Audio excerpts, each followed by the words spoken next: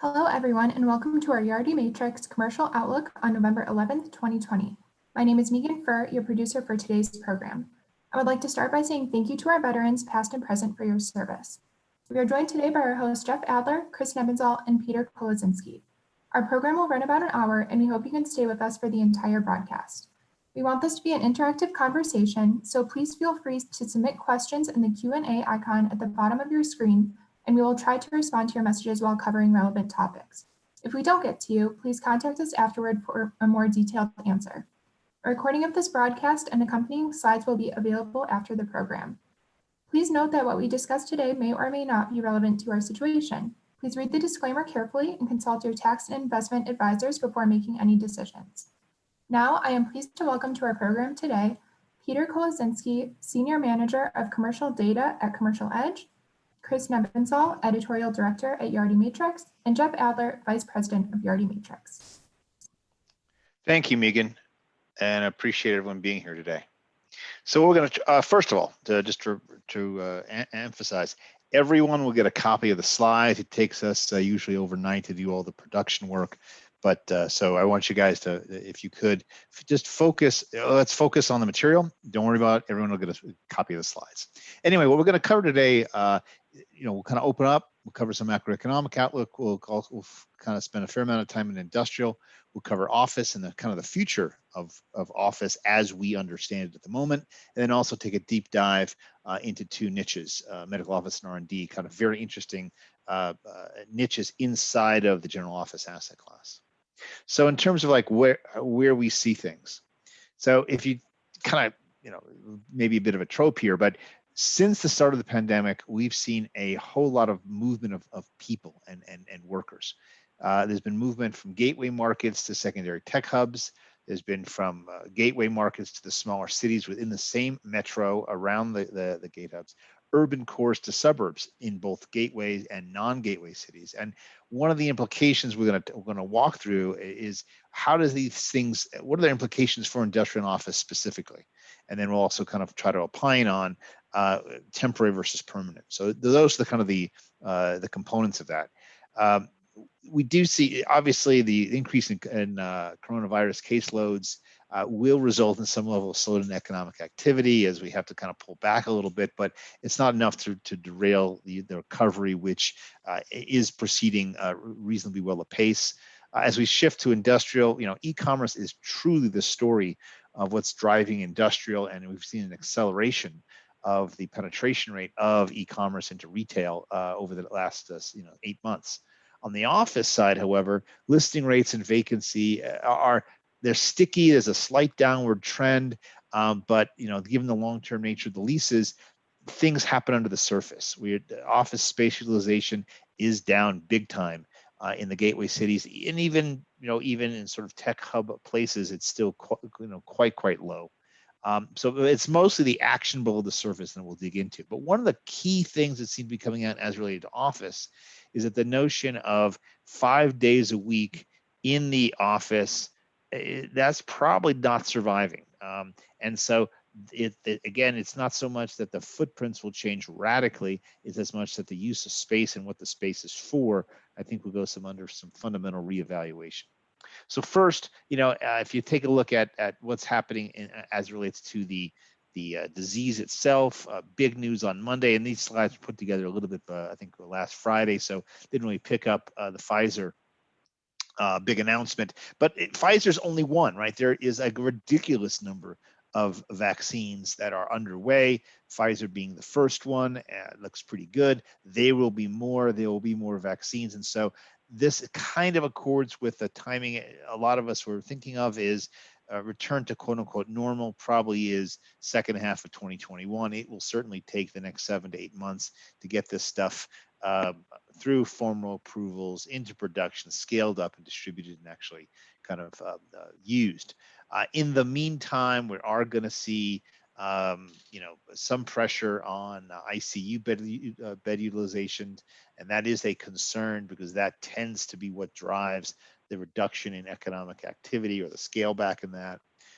And we have seen places kind of hit I'll call crisis areas, depending upon the the outbreak. But again, I don't think it's so much that it will we're not going to go back to a lockdown. We are going to see a slowdown in the recovery. And we kind of shift that to the economic outlook. Um, this isn't news to a lot of people. It was bad and it came fast.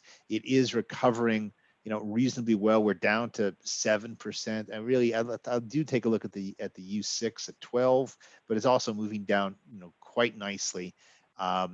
And the good news is obviously there are some people being redeployed, but there's also been some people dropping out of the workforce. So we still have a long way to go. We're at the point of a nasty recession as opposed to a depression. But we should be mindful of the time it'll take to kind of get back to quote unquote normal.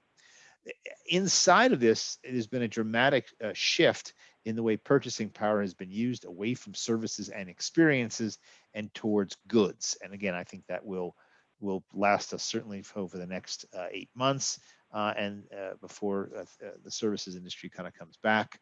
And this is for the industrial asset class of particular note. 4 years worth of e-commerce penetration has occurred, in a quarter. So this was just Q1 to Q2, and if we when we get the Q3 numbers final, I think we'll see some additional compression of demand and additional penetration rate. So the bottom line is, this experience has sort of put e-commerce on turbocharge, and therefore also the industrial asset class. And this is as you walk through kind of the way in which money is being deployed, right? You can kind of see big declines in clothing, department stores, appliances, and entertainment of all sorts, and towards kind of nesting, as it were, right? Your physical experience, which you're now using or utilizing much more intensively. And if you look at gasoline demand, this is an interesting proxy, right? It's still down about 13% from last year levels, which is I'd say a pretty good proxy for all of general mobility, even though to a large extent mobility data from Apple indicates that that the transit's the ones that have been hit the hardest, not necessarily gasoline, but it doesn't have an indication. Well, again, as sort of like amplification of that, used car prices shot up in this entire experience, and you have more of a use towards private transportation. And once that assets get put to work, it's not like they're going to unwind, immediately. And it's kind of shown through here, which I found really interesting. If you go and look at the use of transit, right, it hasn't really recovered. It's pretty down low. Where if you look at change in driving, change in walking, it's kind of back to I'll call it pre-pandemic levels, which is kind of quite interesting. So really, it is the concentration. Mass transit is in dense cities and in, generally speaking, international gateway cities, older cities that comprise international gateways. If you look at where employment is by city, it is a combination. The places that have been hit the worst are ones that are hospitality based, Hawaii, Nevada, as well as the restrictive state policies haven't helped. And so you can look at the polls, right, and kind of see the difference in unemployment rate. It is true that places like the Dakotas and Nebraska have seen a spike in infection rates, which they are having to control, but still, with much less pain than it has been in some of the states to the left.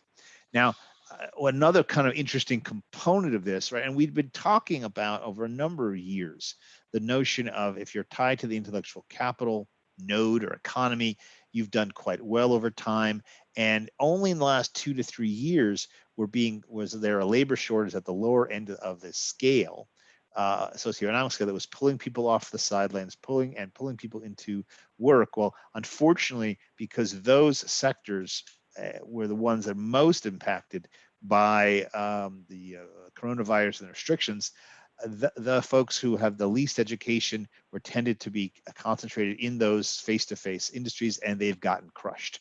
Where if you look at a bachelor's degree, or the return to education is incredibly high here, as demonstrated by this data, both in terms of overall employment as well as in wage employment. So it's really re-exacerbated the variances that were beginning to get ameliorated over the last 2 to 3 years. And so what that really means is that the decade-long urbanization trend, and that had been decades long, I should say, has really been kind of stopped in its track, right? So city centers pre-pandemic were driven by culture, amenities, and all those things that made it, the restaurants, the museums, the bars, the shows, it's all shut because of social or vastly reduced. And so then with new work from home policies at very high expensive places, what's the value proposition? So that's been a big deal. It is split between, I would say, 5 or 6 years of movement of folks who are going to move to the suburbs anyway. Over 5 to 6 years, that's been compressed to 6 months. And you have another group of folks who just said, look at the economics and said, you know, I just don't see the value in it, and kind of peeled back. Okay. And so those are the major issues we're dealing with. And if we kind of break it down into trends, right? There's been some trends which have been accelerated: e-commerce, virtualization, right? The ability to do things virtually versus in person.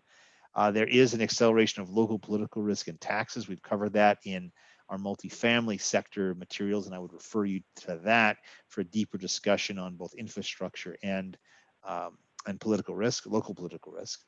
There's some reversal of trends, right? The notion of purchasing power had been moving very much towards experiences as opposed to hard goods and things. That's been reversed, at least for the time being.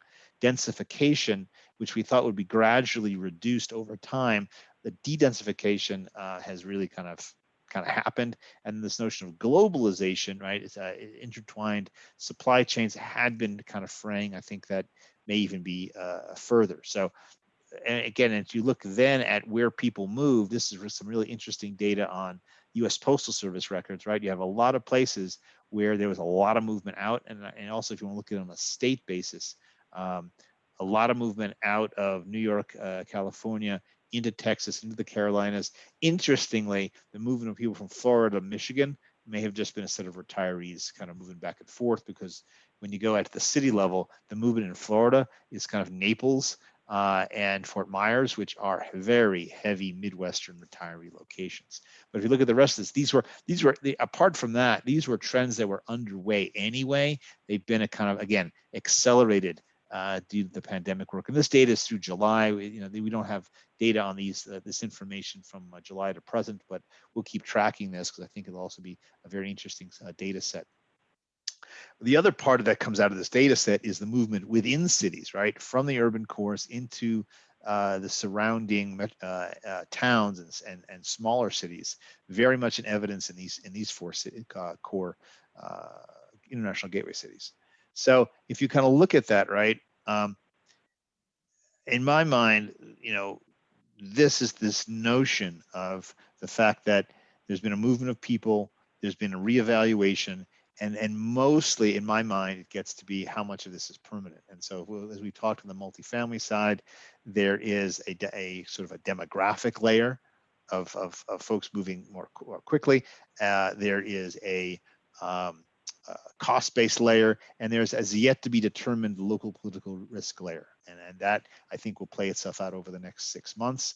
But now we're going to kind of pull into that as we talk to this. We'll discuss through, the biggest ramifications are for office. Industrial is in a very good spot. Office is far more problematic. If you look at space utilization, this is some data from Castle, right? San Francisco, New York, and this I think was the end of October. Very, very low.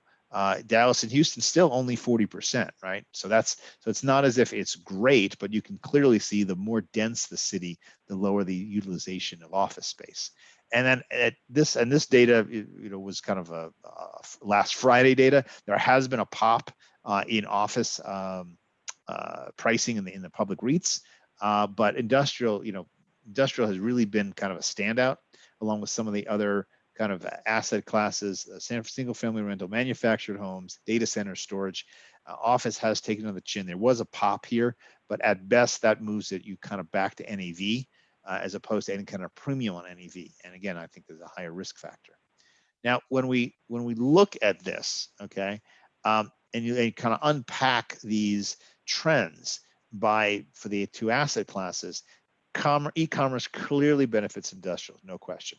Virtualization, because it, to a certain sense, hurts office and moves people home, for which they're now buying stuff and having it delivered. It kind of benefits e-commerce, which benefits industrial. Local political risk, I think, has the potential to hurt office more so than industrials, as industrial can move into less expensive locations. So that's something to clearly the higher taxes will weigh on it.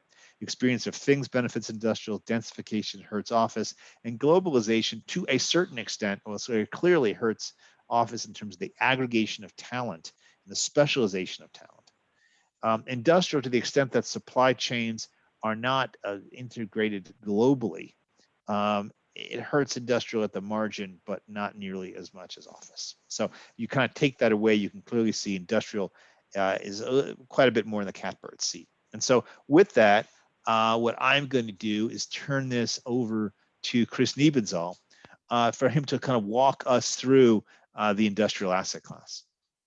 Chris? Thanks, Jeff. So we'll start off, this is just our map of industrial coverage. We're in about 60 markets and about 10 billion square feet. You see all of the main coastal ports as some of the larger inland ports as well. So what's going on in industrial? Well, from the macro view, from the 100,000 foot level, the industrial asset class is doing quite well. Values are up, rents are up. As Jeff mentioned, the stock valuations for the public industrial REITs are up, and supply is up as well. Now, I will caution you, I don't think everything is perfect. I don't think everything is sunshine and roses necessarily in the industrial asset class. There are a couple of cracks and a couple of concerns that we'll talk about in just a little bit.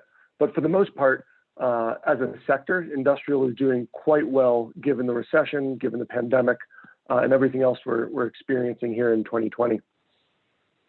So looking at the fundamentals, the full service equivalent rents that you see here, really strong growth. And this is what we would call kind of post-pandemic. So March to September, LA, Inland Empire, two of the biggest industrial markets in the country, 4.2% rent growth in 6 months, really, really strong. And when you look over the rest of these markets as well, Phoenix and St. Louis, might be showing a little bit of weakness, but for the most part, all of these markets have rent growth. And look at the vacancy too in September of 2020. Inland Empire, 2.2% vacancy. LA, 4% vacancy. Really, really low vacancies, again, indicating the strength and the demand is there for industrial. And so what's driving that demand? Well, as Jeff said at the top of the program, e-commerce. We've all gone into our homes. We've shuttered for a little bit. We're slowly coming back. But a lot of the trends of buying online, whether it's Amazon, groceries, a lot of the things that we're consuming now, the goods that we're consuming rather than experiences, they're coming via e-commerce. And certainly the industrial asset class has benefited and stands to continue to benefit from this e-commerce trend. We all know Amazon. We'll talk a little bit more about Amazon's industrial activity in just a second. But on top of Amazon, what Amazon has really done is it's pushed the envelope for other retailers. Amazon's always been an e-commerce giant, but think of Target or Walmart or Best Buy, big brick and mortar retailers that are now forced to incorporate some level of e-commerce into their business model as well. So while Amazon is certainly the kingpin in the industry, it's other retailers as well. So as I mentioned, Amazon, they've really exploded their footprint in 2020. Square footage is up by 50%, more than 100 million square feet of planned spaces underway. And it's not just in one place. You see all of the different boroughs of New York, you see Florida, Texas, Tennessee. The growth in Amazon's fulfillment center is really taking place nationwide and in fact, worldwide as well. So the idea of cold storage and grocery storage, this is a little bit more of a niche. And so we've just recently started following kind of what's going on in the cold storage space. I do think that grocery delivery and on-demand food service is going to accelerate. It was really a tiny aspect of the market before COVID. Then certainly we've all been kind of home and many of us have experimented with grocery delivery, and a lot of us have said, you know what, I think this is an easy and reliable source for my groceries. So, I may continue this going forward. And I think that's only going to be another driver. I'd say a niche driver, but a driver for overall industrial space and cold storage space as well. So we're still early in this phase in terms of cold storage and grocery delivery, but certainly something that I'd keep an eye on as we go forward in the next couple months in terms of niche drivers for industrial demand. Another, I'd say, niche driver for industrial demand is certainly the legalization of cannabis. We've seen, starting in 2012 with Colorado and Oregon, and over the past 8 years, we've seen a number of states adopt either medical or recreational cannabis. And now I'm certainly not an expert in the cannabis field or anything like that, but what we have noticed is that the industrial demand is there. With certain banking laws, it's not available for every institutional or every industrial asset, but as the growth of cannabis continues to proliferate across the country, I would say on the margins, this is certainly something to keep an eye on if you're a developer or an investor. The growth of cannabis is here. I don't expect it to reverse anytime soon, and we'll need a place to cultivate the plants and package it and so forth. So again, more on the niche side. I don't see this as becoming a huge driver for demand, but just like cold storage, it is a niche that we should think about. Well, one thing I would say, Chris, is again, a lot of things happen at the margins. So if this year you're talking about 2 to 5% additional absorption, I can tell you in the Colorado market, it's sucked up any slack that there was in any industrial space. So you kind of, if there was any slack, it sucked it up. You're already doing this into a tight market as it is. So I suspect in certain places like Arizona, it will further tighten the industrial marketplace. Yeah, absolutely. And what we've seen too is that prices are significantly higher for this specific niche. So if you are able to bring in a cannabis tenant, again, there are certainly risks that go along with it, but pricing is often a little bit better on the rent side. So drilling down into the markets again, we see an interesting trend really developing where the larger square footage, the larger contiguous blocks are really more valuable. And again, a lot of that I think is driven off of the e-commerce demand. Amazon coming in, taking down a 500,000 square foot warehouse or an 800,000 square foot warehouse, and really being able to pay top dollar for that. So some of the smaller properties struggling a little bit, and the smaller properties, we'll talk about that in a little bit, but they're often proxies for small business, manufacturing, multi-tenant facilities. So again, where we see some of the cracks beginning to develop is between the smaller space under 200,000 square feet, and the larger space. Certainly you look at a place like Boston, really strong rent growth in the large space, negative rent growth in the smaller spaces. So looking again a little bit at the breakdown of industrial between multi-tenant and owner-occupied and single-tenant, we'll really bunch those together because they're quite similar in nature. But the multi-tenant space, 43%, that's a material portion of the whole industrial asset class. And multi-tenant space is often where you see those small business manufacturing, small business inventory. And what we've seen in the recovery thus far is that the small businesses are the ones that are perhaps struggling the most. They did get PPP money originally, but that's often expired at this point. And you're starting to see some points of pain. And if the recession continues, if the pandemic continues, it's likely that those small businesses will feel the pain before, say, the Fortune 500 companies. And again, so since we're looking at multi-tenant kind of as a proxy to those smaller businesses, the industry as a whole, the sector, the industrial sector as a whole, does have a fair amount of exposure, 44% of exposure in multi-tenant. So again, as I said, it's not all perfect for the industrial sector. There are a lot of tailwinds, but this would be one of those potential headwinds that I'd look out for. Again, if the small business sector continues to struggle, we might start to see that in some of the multi-tenant industrial that we're tracking. So the retail to industrial property conversions, this is an interesting one. We've seen a lot of retail to self-storage conversions. We're seeing a lot of retail to industrial conversions.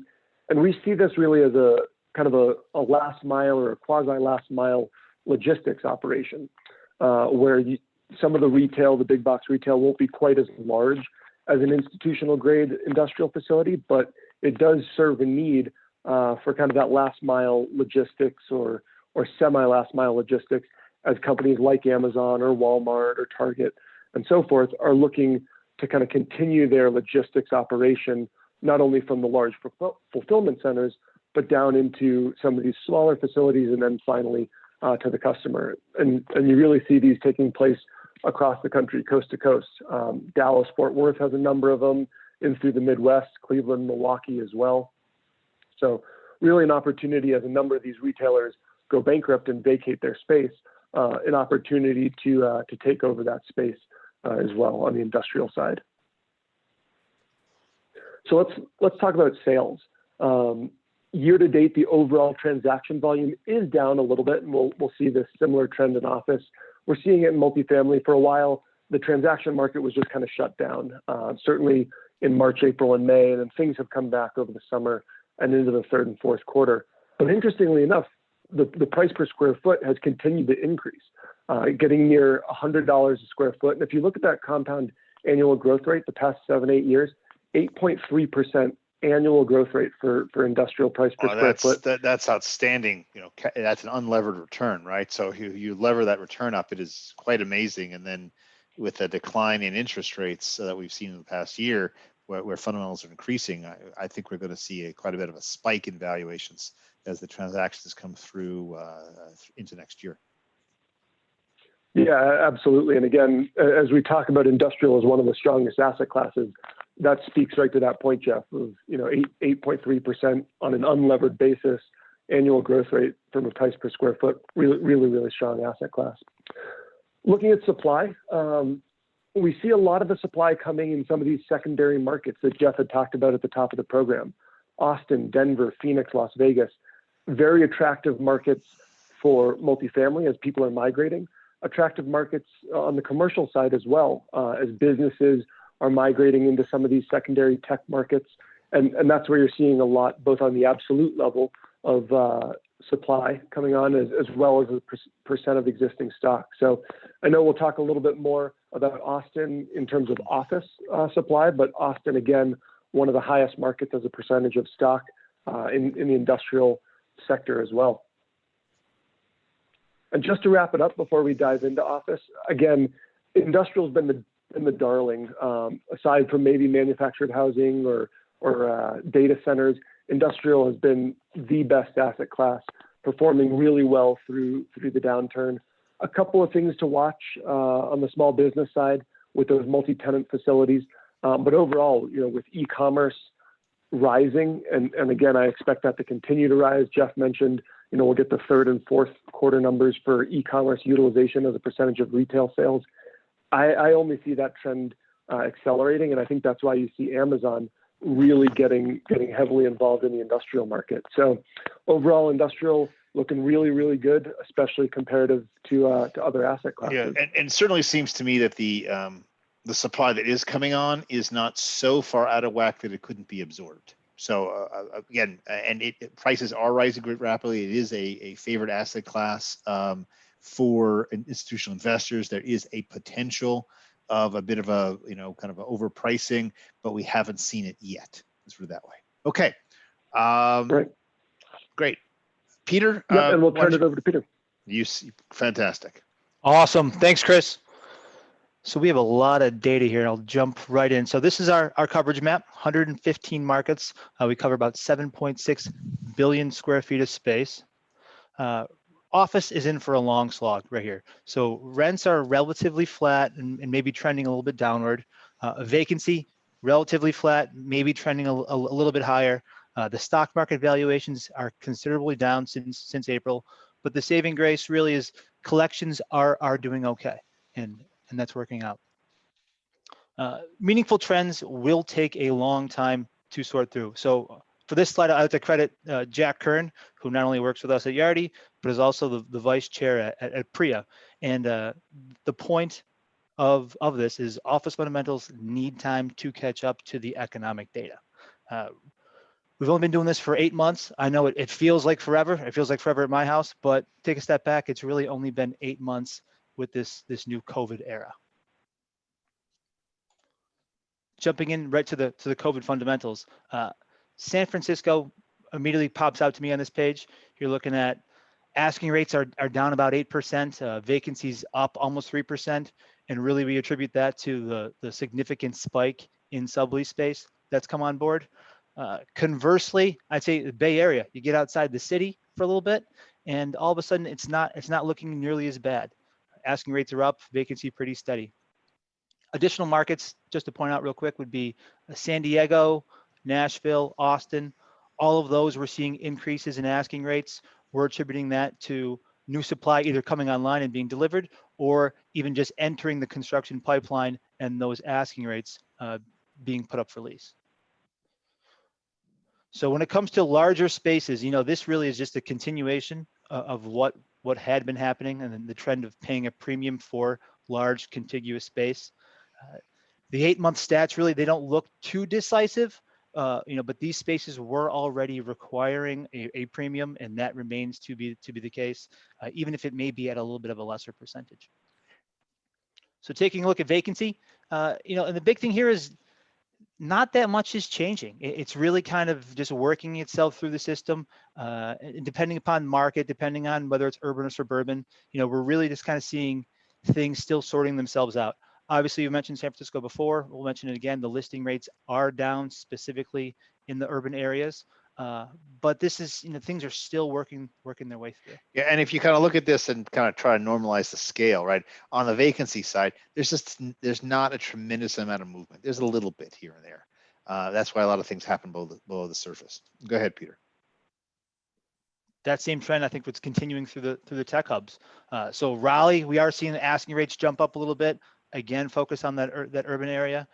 Dallas, Atlanta, trending downwards a little bit, but it's minimal, all things considered. One thing that stuck out for us too was Austin here with the change in vacancy in the urban location, but we actually attributed that to more of like a secondary urban location had some space come online, not necessarily like the downtown core. So I thought this is a neat slide. So mass transit just use has plummeted across the board everywhere. That's universal, and you can make a case that the car-dependent cities are really on pace to recover quicker. I know, Jeff, you mentioned earlier with Dallas and Austin and Texas, they're getting back into the office a little bit sooner, and you can see those effects playing right here as well. So to reiterate, I think due to the office leases being long-term, the effects of the pandemic are taking longer to be seen in the fundamentals. Some things that we do know, though, tenants are paying still. That's still continuing. Rents and vacancy are relatively flat. There's no dramatic changes. The supply is being delivered. That's important. Supply is still coming online, but a lot of things are sorting themselves out still below the surface. One of those things that we know is happening, and as we see it bubbling up from underneath the surface, is sublease space. So on a national scale here, we have about 41% increase in space coming online. I think the number really is it's only, I think, a 1 or 2% total increase of space, even with that huge increase in sublease space. We talked about San Francisco, huge increases there. As far as other markets, I'd say Manhattan and Los Angeles had been going okay. There was nothing dramatic. Now in Manhattan, I'd say we are starting to see a little bit of a crack and some pressure on prices to be going down because of this would be one of the earlier cracks, right? This is one of the earliest things one could do, right? Even that is meaningful in that you actually have to go and make a decision to put some space in the sublease. So I would view this as, while overall as a percent of total space isn't huge, right? It's your first indication of a precursor of pressure we're going to see in the office sector. When it comes to unexpected effects and what other sort of ancillary businesses are being affected by office and that downward trend in occupancy, Jeff, why don't you jump back in and I know you had some points you wanted to make on this. Yeah, sure. one of the interesting things is that offices were already moving towards a notion of, well, there's workspace, there's also significant parking fees, studio service fees in the West Coast and in Nashville, retail income from the buildings, and you could see more of the Brookfield developing kind of a whole entire mall, not just a food court. That piece around the edge has been what's been kind of really hurt. And if you look at some of the most recent earnings calls of the office REITs, you see these trends kind of come through. Retail and parking dragging down, the write down on the retail sides, but the core office clients have kind of held through, right? And then places like Highwood, which is more kind of southeastern basis, actually doing pretty well, right? Same store sale up 2%, right? Cash rents up 5%. So this is really kind of, again, the stocks kind of got whacked. They've come back some as sort of there's a trade that the vaccines are actually not so far away. But the whole point is it's this notion of there's less foot traffic, and that has been more of an impact than people maybe thought, not as bad as what was feared. And in terms of employment and office using sectors, it is coming back, right? It's not so much that employment in the companies that were using office have gone down. No, it has gone down some, but that the whole notion of what is an office for, what do you use it for, why do you need it, and that's the piece that's going under re-examination, right? So on tech has been the driving force of office space absorption, right? So a tremendous number of new jobs, also a tremendous kind of driver of spin-off effects, and that actually has kind of continued. So, and then the larger tech firms continue to take up space at an enormous level. The smaller ones is where things are kind of under pressure. Go ahead, Peter. One thing there, Jeff, too, is we're thinking of Amazon as industrial, but they've taken down a ton of office space outside of Seattle, in New York, even though they've purchased the old WeWork building. In Washington, D.C., and Northern Virginia, they are taking down a considerable space in all those locations. So that's on their sort of office using tech side as opposed to the distribution centers. Yep. So here's yes. Jeff, question for you, because we've heard that the tech companies, the Googles and the Apples and the Facebooks, are the ones saying to their employees, you don't need to come back to the office till next year, till whenever, but they're also the ones taking down the most space. So what does this kind of mean for work from home, work in the office, mix, and so forth? Yeah, so I think, first of all, understand that I think the largest tech companies are sort of seeing through this period of time, and they're saying is we're going to continue to grow. We do see value in the space. It's a great opportunity when other people are sort of walking away from big commitments to come in. They've got the capital and they're seeing through it. They're saying that's okay. They can deal with it, and they have been a bit of a saving grace for some of the largest spaces. But there's way more things that are interesting that are going on around that. In the conversations I've had with folks who own properties in Seattle and San Francisco, the large companies are committed to their physical footprint over the long term, but that's not necessarily everybody. So this is a survey that was just finished between E&Y and ULI on the future of work. And what you kind of see here, right, is that the trends that were started through COVID by necessity, there's some positives coming out of that. This notion of the remote work will grow. It won't be 100%. It won't be 0 or 4% like it was, but in the 60% range. So 60% of the employees spending 40% of their time remotely. That's an impact, right? And so when you think about the agility to basically move space around, the technology you need, and if you think about all of these, and I think the other thing I would kind of highlight is 53% of the real estate players expected some kind of space reduction. And so when you kind of sort through that, there is a reevaluation of what is the purpose of space. Was its purpose to make sure everybody got work done? Was it a productivity purpose? Was it a cultural purpose, right? You didn't really have to think too hard about that. And this notion that you needed to have people in the office to execute productivity or task orientation, that part's been the part that's kind of blown away, all right?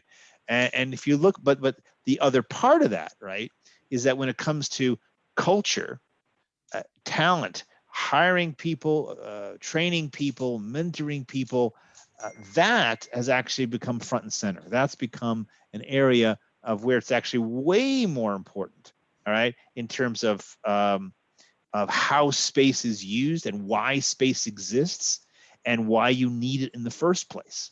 So it's not so much that the offices are irrelevant. It's like, wait a minute, there's been a sharper understanding of what the value of place actually is. And this is another isn't survey. there? Go ahead, Chuck. Hello. Jack Curran. Oh, go ahead. Take a break. Go ahead. I have some concerns about a couple of things. One of which is, do you feel realistically that there is a negative side to this? That in fact, if companies are saying we're not going to have employees in the office as much as we did, we therefore need less space. In order to attract filling that space up again, a lot of owners are going to be having concessions all over the place, which is going to reduce NOI, probably then will cause them to go back and say, okay, now let's fight over what our tax bill is. So they're going to go to the municipalities and insist that the taxes are reduced by 20%. And there's a tremendous amount of tax basis that comes out of this kind of real estate, which means that the municipalities are going to find themselves in a position where they're already getting killed on sales tax. They're already getting killed on property taxes in a lot of places, and they're going to have to make this up somehow. So the likelihood is, since office buildings don't vote, they're probably going to try to increase the period with which they're going to do tax assessments. They may very well increase taxes overall, and they may ultimately start reaching out and taking a second look at what's happening to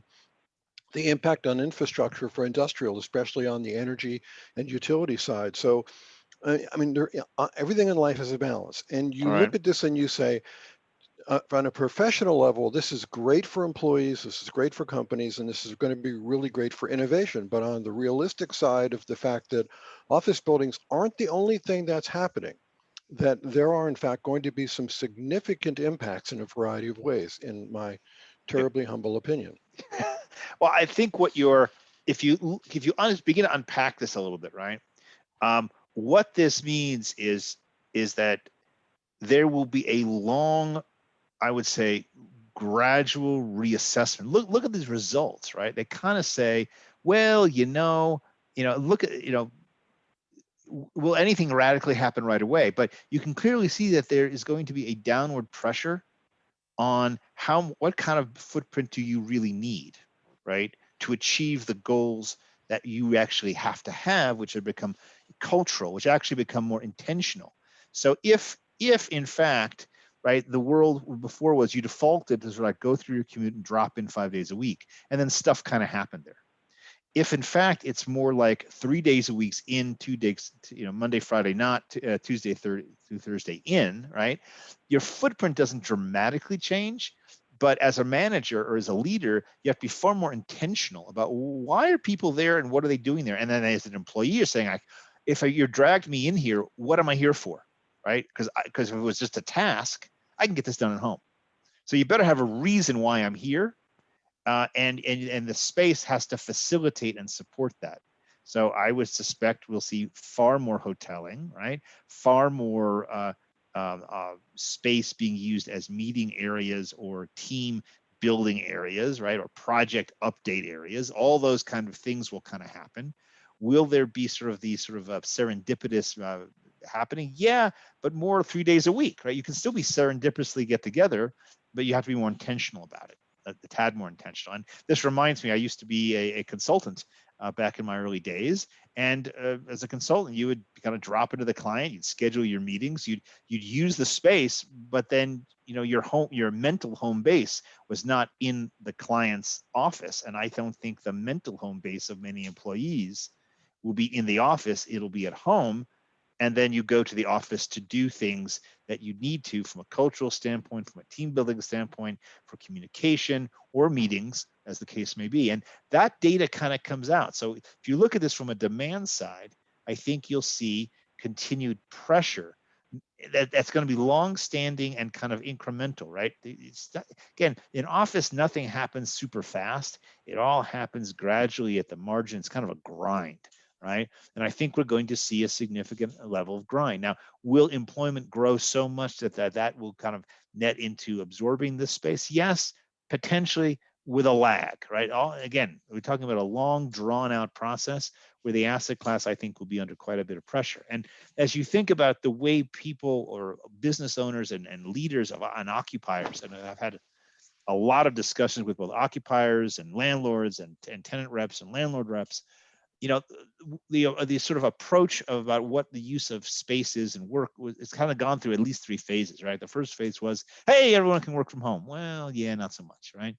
The second stage was this notion of, well, maybe there'll be these hub and spoke, and maybe it'll be people will drive into a suburban area near where they used to take the train. Well, that's kind of, as people kind of got thinking about it, it's like, wait a minute, like, why?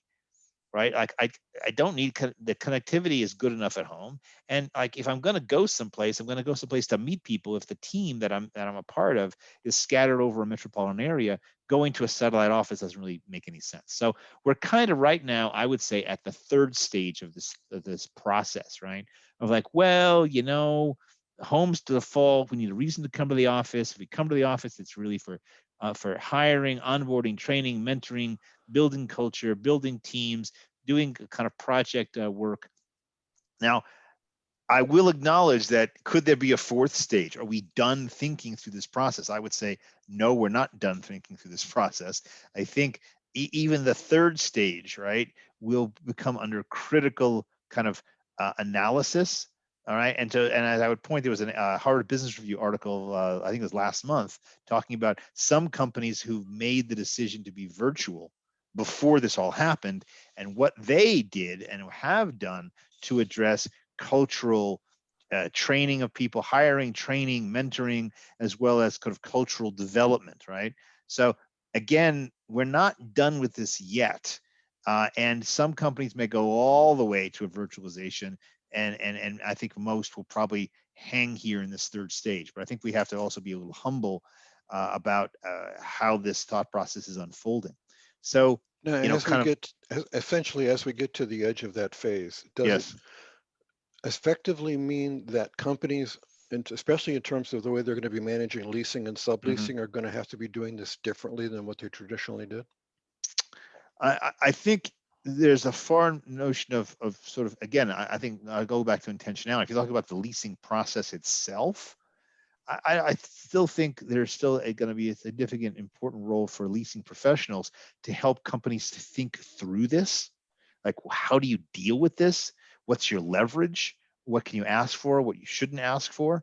I mean, even, you know, we've had a friend of mine who runs a multifamily company had his occupier friends talk to him about what should he ask for, you know, from the landlord, right? So I think there's an important role for for tenant representatives to basically help occupiers navigate through this process, which may not be, you know, have been fully exploited yet.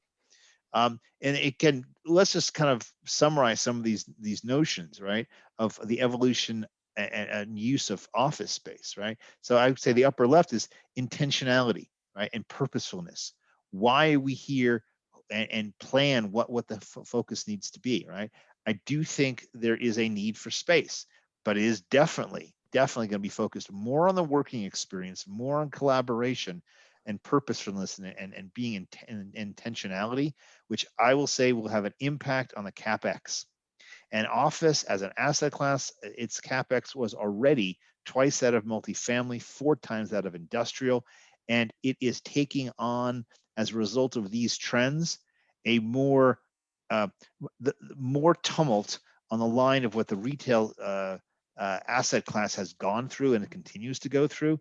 And I think office as an asset class is becoming a riskier asset class, which will be attractive to more, I would say, opportunistic investors and people who have specific skill sets around the creation of experiences. In this case, not so much an entertainment experience, but a positive working experience. And now, as I kind of drift into co-working was one of the forces, right, coming at the traditional model of and it was at the margin, you know, always. It has gone through kind of its own tumult, right, where you know, WeWork was kind of blown out before this whole thing went through. That was really an overextension of a trend. IWG, which runs Regis, you know, a lot of folks kind of went away, right? And so the spaces are being reimagined I think the sector has a role to play, will continue to have a role to play, but I think only probably the stronger operators will survive. And with that, as I kind of mentioned before, and I'm going to bring kind of Peter back here, the stuff, the new supply that's been coming out of the ground, that's going to get delivered. That's not like going to stop. It's financed, and they gotta finish it up. So They're still working on it. Absolutely. So, and you think about how much stock we're talking about, right? It is highly urban. It is highly Class A. And that's going to pile in, right? Just at the same time that this whole reassessment of what does it mean to be part of a central business district, and what's there. And if you think about this 3-day to 3 on 2 off, the retail traffic is going to be 40% less. Well, what kind of retail income for the landlords, also the restaurants, can survive at maybe 40% less activity than there used to be, right? On a sustained basis. So I think that is a real kind of a pressure point. So Peter, why don't you pick it up from here? And even not only just buildings that have already started, but since the pandemic, I'll use an example of the Salesforce Tower in Chicago that started in April, and that's not going to be delivered for 2-3 years from now, 4 years from now. So things are still coming. Supply is coming. So where is that supply? So we'll pick on Austin again. You have your Indeed Tower in downtown. Google's building a big project called Block 185 right downtown as well. I know Apple's building a campus down there. Seattle, large amount of increase. Amazon, Microsoft both have large projects going on there. And take a step back, I think throughout the whole Sun Belt, throughout elsewhere with the pipeline, you have the Carolinas, Nashville, Charlotte. Those places have a pretty steady pipeline of supply coming.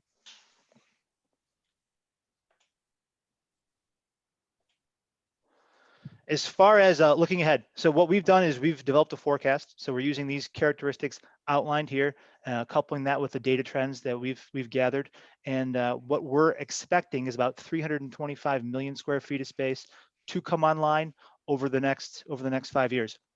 If you guys have any questions about this, I'd say reach out to us. We can get into the details and the nitty gritty on this, but this is our overview.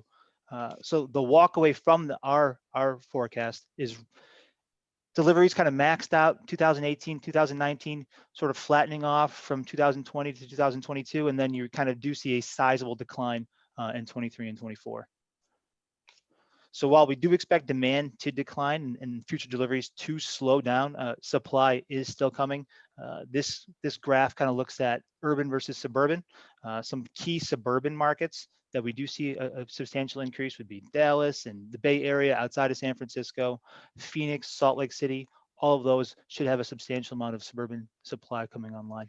And one thing to note is that we actually build this forecast and this thing from the ground up. So we're tracking all of these projects as they're sort of, an perspective would be when sort of a land's tied up and a conversation is started. Planned is when a formal plan's been submitted, and then under construction. So we follow through the entire pipeline, and then as a property begins to pre-lease, we start tracking that as well. So we've got a much significant level of visibility as to the complete total pipeline. So when it comes to top markets, we're looking at more of your secondary tech hubs, and that's all relative to existing stock.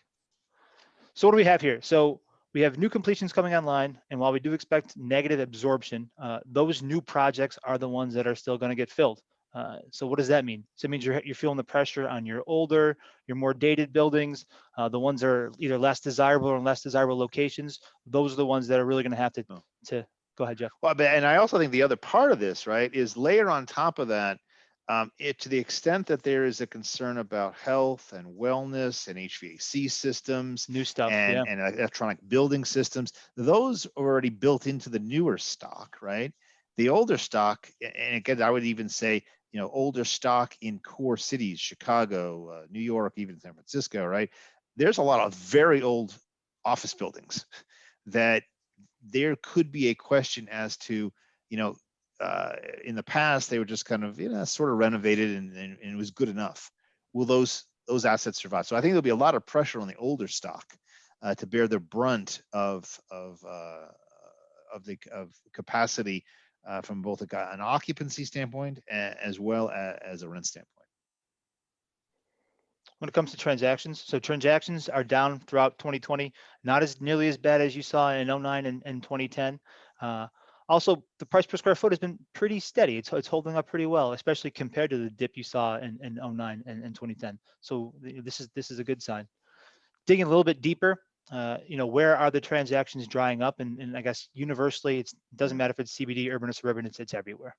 Well, yeah, and I think that the pause in office transactions will be longer, just because there's going to be a significant difference between the bid ask spread will be very large, as sellers have to figure out, do they want to sell, do they need to sell, and that buyers are going to look for some sort of fairly large discount to step into the sector. So I don't think there'll be a big pickup in volume here for a good year.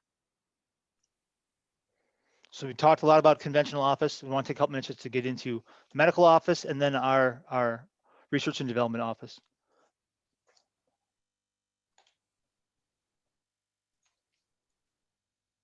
So as far as a map of medical, this remains the same.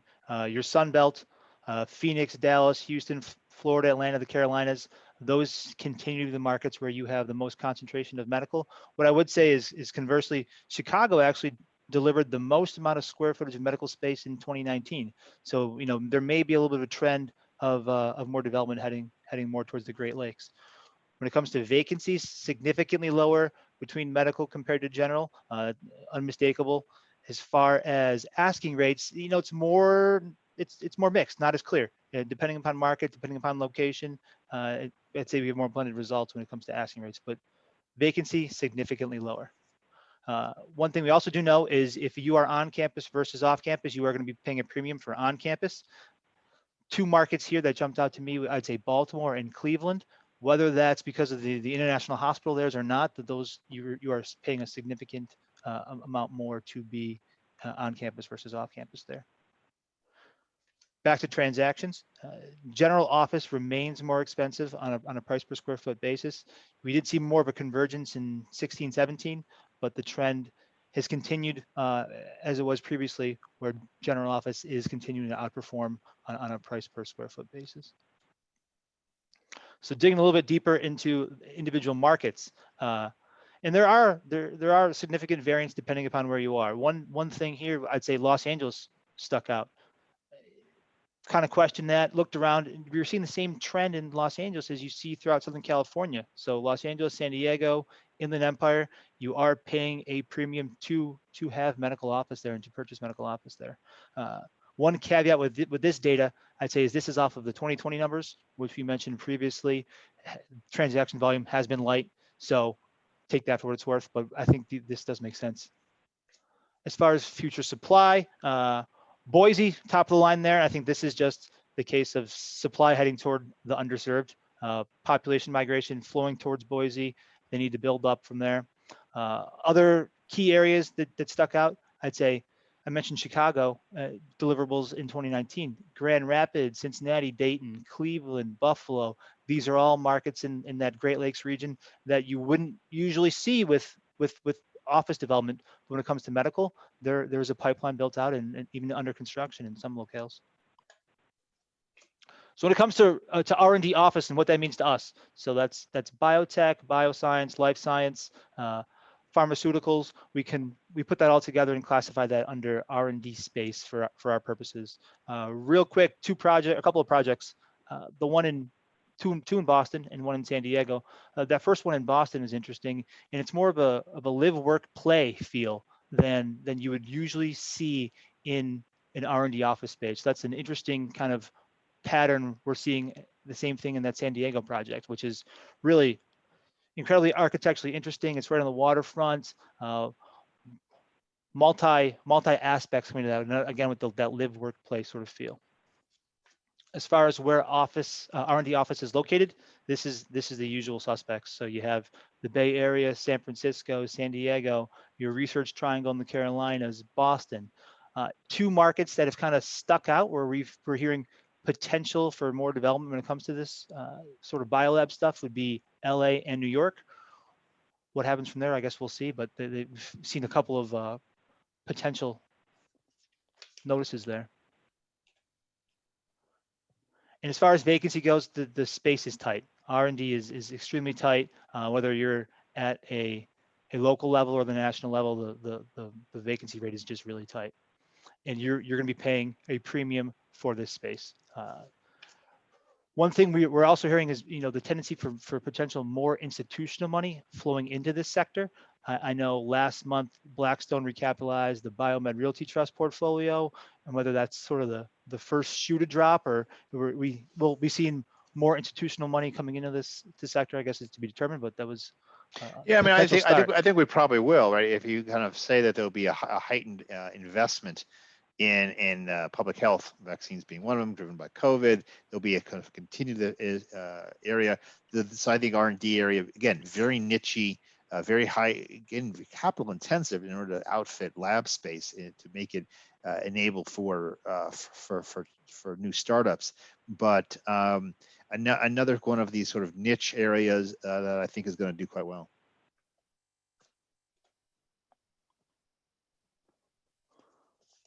I think back to you, Jeff. All right, fantastic. So let me kind of head back. As we head kind of back, and wrap this thing up. We've seen a big drop in the second quarter, a big pop in the third. We still have a fairly meaningful gap between where we were and where we need to be in terms of recovery. Fourth quarter will be a tad low. We do think the economy will pick up in the first half of next year. But it may take us a good couple years. So you think about this in terms of where we get back to trend. You're probably looking about end of 2021 before you kind of get back to trend. So highly volatile.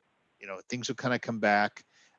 This looks more like a V/U than anything else. Primarily driven by the fact that people weren't really over levered. And so the ability to kind of come back quickly is definitely there. So kind of wrapping this kind of whole thing up, right? So if you look at from the office asset class, it's a long lease asset class. It's taken time. We're going to see a lot, in my view. Office is going to be is a riskier asset class. It's under the most tumult in terms of what the space is for, why you need it, who needs it. So I think there's going to be a long slog in office where new assets that are well positioned, that really, and office owners that really focus and work with their clients and occupiers to help them think through how to use the space effectively, I think are going to be the winners. Folks who are sort of a little more passive and hang back, I think, could get stuff done to them as opposed to sort of being in front of this change. But it is going to be a long slog. And when we think about this in terms of kind of in industrial is going to continue to crush it there. The issue is sort of not paying too much. And if you're a contrarian, you might be looking for places that are going to struggle on the multi-tenant side that still have the characteristics that you could reposition for e-commerce or mid to last mile. And I think that was kind of, in my mind, it would be what we've covered in office. A lot of interesting stuff in office. We wanted to cover both asset classes, and so we wanted to. I got to put this slide up to keep the lawyers happy, to make sure that we get all this done. But I would kind of at this point, I know we're a few minutes over, but I also want to thank you, obviously, and also Peter and Chris and Jack for piling in, and see, Megan, if there were any questions that we could help answer before we wrap things up. Yep, absolutely. An industrial data question. Do you distinguish modern logistics properties from more traditional industrial? Peter, you want to take that? So we don't break out to modern logistics. We have warehouse distribution as a subtype, but that's as far as we go. I mean, you do break out into the size of the square footage, and so it's relatively easy, as I've kind of looked through it, where you can tell whether something's going to be sort of e-commerce enabled or not, based also upon the other physical characteristics that we track. So I'd say, like, it's not a tag we use, but if you look at the other tags that we already have in our searchable fields, it's pretty easy to figure out which ones are sort of e-commerce enabled. Awesome, thanks. And Peter, this may be another question for you. I know we talked about this offline before the program, but What explains the significant variance in rent growth between large industrial and smaller industrial? I think again, that's just the E-commerce play. e-commerce, right? Yeah. It's more desirable. Yeah, it's an e-commerce play, right? If you got a very large, contiguous spot that's all going to get taken down, you can basically leverage that space. The smaller spaces have a greater level of influence of multi-tenant, which are more under pressure. I mean, among the big REITs, the rent roll, right? Even though it looks like it's a big percent of the space, it's very low percent of the rent roll. So it's an interesting difference between sort of the physical space and the actual economic impact. And all the folks that I speak to who are running industrial REITs are like, yeah, we have some of it. It's hurting us a little bit, but in the greater scheme of things, it's manageable. So, but I think as an individual investor, as an opportunistic investor, that's probably the crack where you go after, because the institutional investors are all over e-commerce ready space. Now, as a builder, that's actually where obviously the opportunity is to provide space for the e-commerce players. Great. And then a question on the market classifications. As one of the largest ports in the world, why is Houston not considered a gateway market? So I mean, we've been using a gateway in terms of intellectual capital nodes and and so when we say international gateway cities, our connotation or our labeling has been not so much on industrial ports as it is on both employment and intellectual capital. So certainly if you kind of go looking at port volume, then there'd be a different way of thinking about that. Sure. And then the last question that we have as of now, I know we talked about this a little bit earlier, but tech companies are telling employees they will be able to work from home permanently by choice. But at the same time, Google and other tech companies are continuing to buy land and expand Silicon Valley, like downtown San Jose. Yes. What are your thoughts? What do you think will be the norm moving forward? Yeah, so understand, right? You're going to see this bit of a sorting out, but also one should be clear that people move to sort of cities, right? Not so much for the current job they're in, but for the next job they'd like to have, right? And so I don't think that the idea that someone's going to move to rural Montana or rural Colorado, which actually has happened to a certain degree, will be sort of the norm. I don't think is true, right? Because again, if you're thinking about not just the current job you're in, if the current job you're in is the only job you're ever going to have, sure, you can go somewhere and never come back. But if you're thinking about, well, I'd like to be connected to new opportunities where my wealth can be created, that's why people moved into these large tech cities in the first place, particularly the international gateway cities. That's one of the big labor market reasons. So I think what we're going to see, right, is I do think you're going to see a little more dispersion of maybe some more of the experienced technical staff who weren't going to train people, didn't want to train people, and don't have to train people. Okay, so they have a little more kind of the ability to sort of move around, and this notion of 3 on 2 off, kind of makes sense. It will be a kind of a function by function. And I think one of the things we didn't quite go into today, but we could spend more time on, is not only do I need 3 days a week to be in with my team. The question occupiers are beginning to sort through is which functions do I need to meet 3 days a week and which functions don't. Right? And where should those sort of non-core functions be that I need to have as part of a business? And that issue comes up in the larger businesses. A very small business, everybody's doing everything, and you can't really sort of tie this thing apart. But as companies get bigger, they can also segment certain functions in their organization and move those functions into potentially different cities and have a different sort of meeting cadence. So a lot of this stuff still needs to be sorted through, but you can see the outlines of it beginning to happen. Great, thank you. That concludes the questions. All right. Well, I wanted to thank you all for joining us today, spending some of your time. We'd be happy to show you kind of what the data is that powers some of these insights underneath the covers through the Yardi Matrix and Commercial Edge products. And just to thank you for your time and look forward to working together to sort of uncover additional real estate opportunities. So Megan, if you could wrap us up. Yep, absolutely. Thank you again, everyone, for participating in our program today. We hope you enjoyed it and found the information and viewpoints helpful. If you would like to subscribe to any of our free research, please either log on to yardimatrix.com or contact us and we will add you to our distribution. A recording of this broadcast and accompanying slides will be available after the program. A special thanks to Jeff Adler, Chris Nebenzal, and Peter Kolozinski for their commentary today.